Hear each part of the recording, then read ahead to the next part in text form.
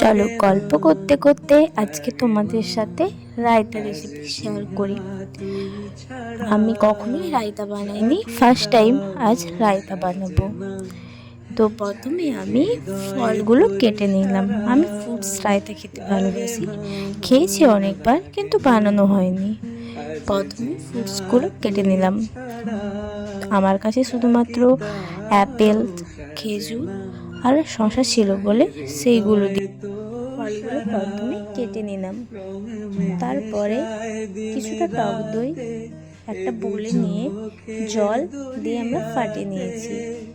ভালো করে ফাটিয়ে নিতে হবে।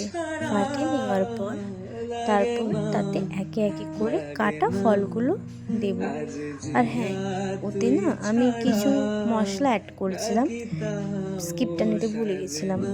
একটু চিনি, লবণ আর একটু চাট মশলা, রেড বেল, একটু গোলমরিচের গুঁড়ো অ্যাড করেছি এর সাথে। এবার ভালো করে মিশ্রণটা রেডি করে নেব। এই তো আমাদের রায়তা রেডি হয়ে গেছে।